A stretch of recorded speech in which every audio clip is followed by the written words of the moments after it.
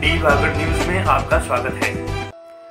राजस्थान के डूंगरपुर जिले के सागवाड़ा शहर में रविवार को विप्र फाउंडेशन के संयोजन में विप्र महाकुंभ का विशाल आयोजन हुआ, जिसमें कई मुद्दों पर सकारात्मक चर्चा हुई।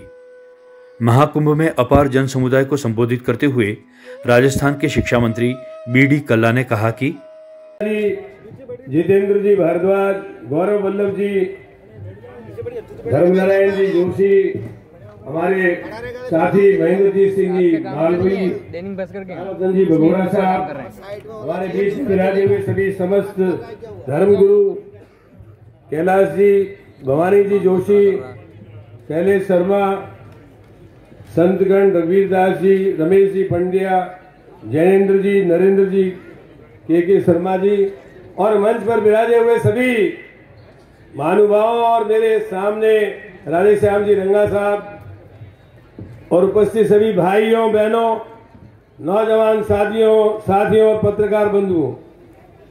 मेरे से किसी पत्रकार ने पूछा ब्राह्मण कौन है। मैंने कहा जो परोपकारी है और जिसमें अहंकार नहीं है और जो पराई पीड़ा में पड़ने वाला है, उसका नाम ब्राह्मण है।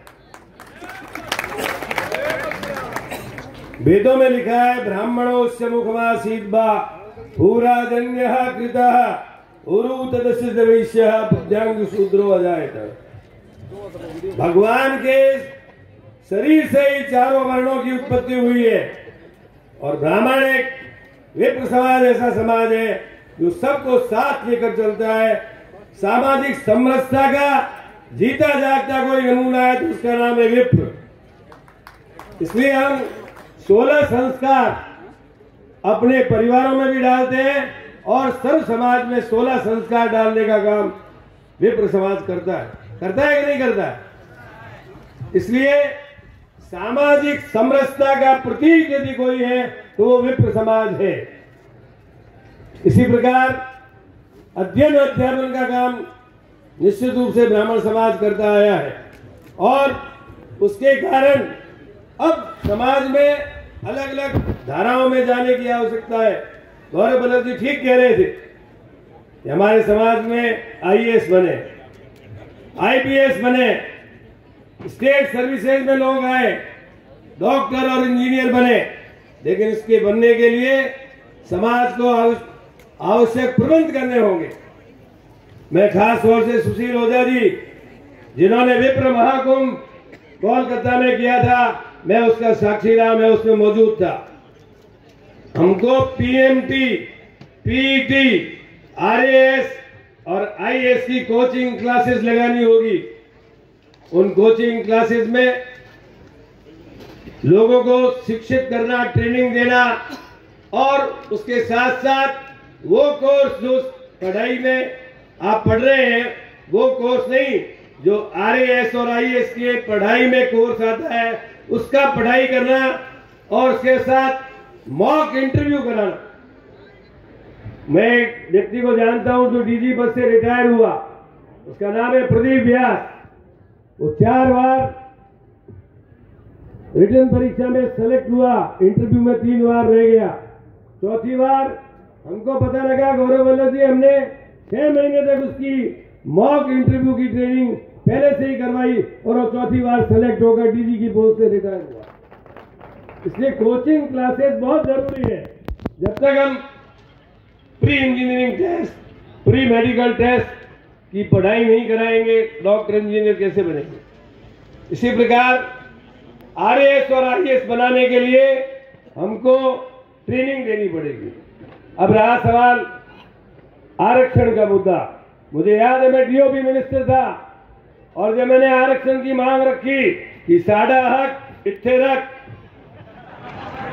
उस समय सारे हिंदुस्तान नहीं वर्ल्ड के 100 से ज्यादा, गौरव वल्लभ जी तो रोज 200-300 टीवी चैनल का सामना करते हैं, मैंने पहली बार 100 से अधिक चैनल का सामना किया कि आप डीओपी मिनिस्टर और आरक्षण की मांग करने आ गए।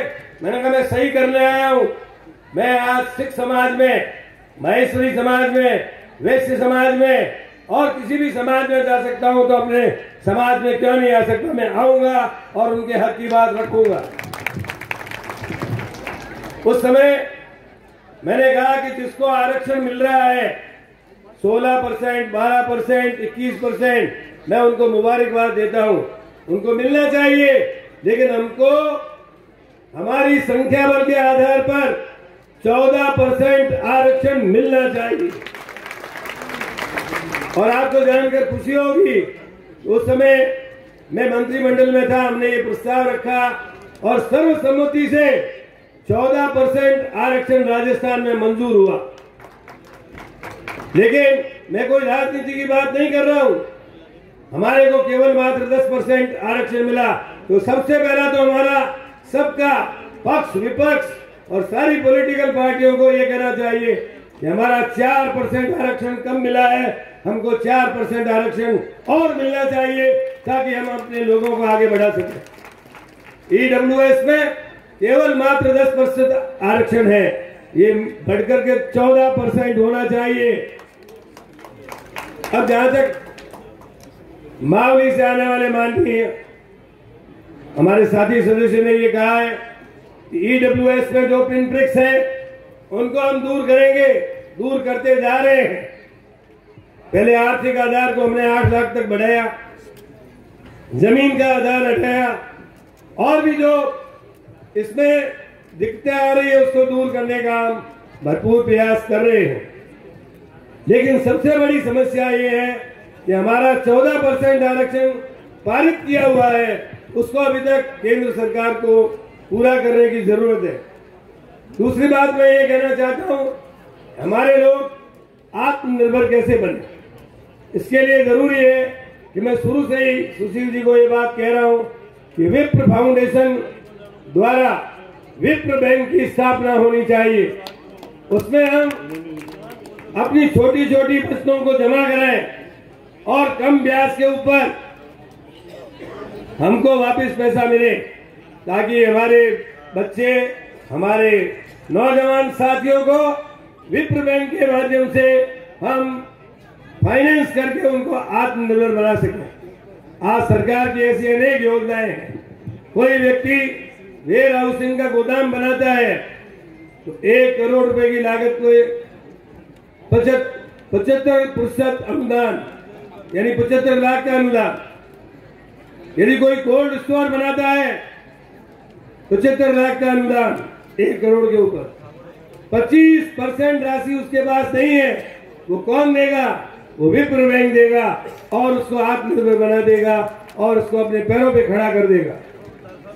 ऐसी अनेक चीजें हम लोगों के विप्र बैंक का कंसेप्ट चालू हो गया तो निश्चित रूप से हमारे पास, जिसके पास एक्स्ट्रा पैसा है 10,000, 20,000, 50,000 हम बैंक में जमा कराएंगे और जिनको आवश्यकता है उसको विप्र बैंक अपनी तरफ से उसको पैसा उधार देगा, ताकि हमारी एक व्यवस्था है अपनी तरफ से चलती खड़ी हो जाएगी और एक बैंक समाज को आत्मनिर्भर बना देगा।